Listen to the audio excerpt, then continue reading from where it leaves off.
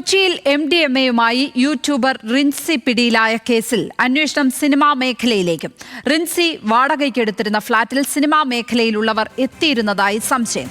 അതേസമയം റിൻസി നടത്തിയ ലക്ഷങ്ങളുടെ ലഹരി കച്ചവടത്തിന്റെ തെളിവുകൾ ന്യൂസ് മലയാളത്തിന് ലഭിച്ചു.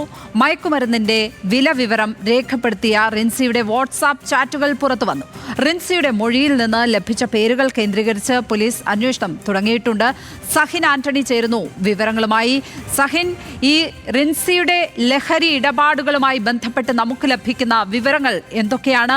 ഈ കേസിന്റെ വ്യാപ്തി എത്രമാത്രമാണ്? സിനിമാ മേഖലയിൽ കാര്യമായ ബന്ധം റിൻസിക്കുണ്ടായിരുന്നു എന്നാണോ ഇപ്പോൾ മനസ്സിലാകുന്നത്?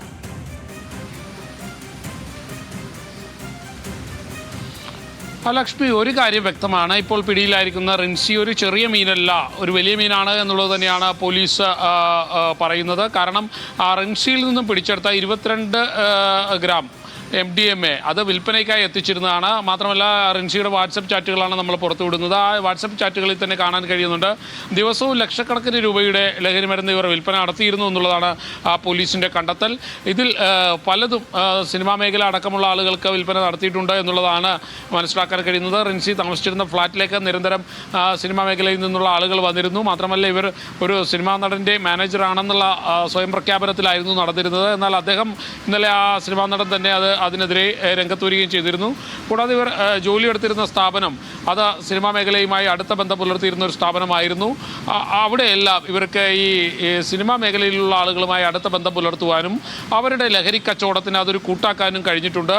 കൂടാതെ റിൻസിയോടൊപ്പം ഉണ്ടായിരുന്ന യാസർ റാഫത്താണ് ഈ ലഹരി വാങ്ങിയിരുന്നതും അത് വിൽപ്പന നടത്തിയിരുന്നതുമെല്ലാം റിൻസിയിലേക്ക് എത്തിച്ച് വിൽപ്പന നടത്തുന്നു. അതിൻ്റെ ഒരു വലിയ ലാഭവിഹിതം അയാൾ കൊണ്ടുപോയിരുന്നതായും പോലീസിന് മനസ്സിലാക്കാൻ കഴിയുന്നുണ്ട്.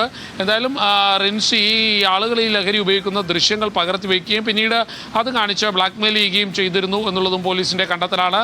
റിൻസിയെ കേന്ദ്രീകരിച്ചുകൊണ്ട് പോലീസിൻ്റെ അന്വേഷണം ശക്തമായി തന്നെ മുന്നോട്ട് പോയിക്കൊണ്ടിരിക്കുന്ന ഒരു സാഹചര്യമാണ് ഇപ്പോഴുള്ളത്. ലക്ഷ്മി, സഹിൻ ആന്റണിയാണ് വിവരങ്ങൾ പങ്കുവച്ചത് ഇപ്പോൾ കൊച്ചിയിൽ നിന്ന്.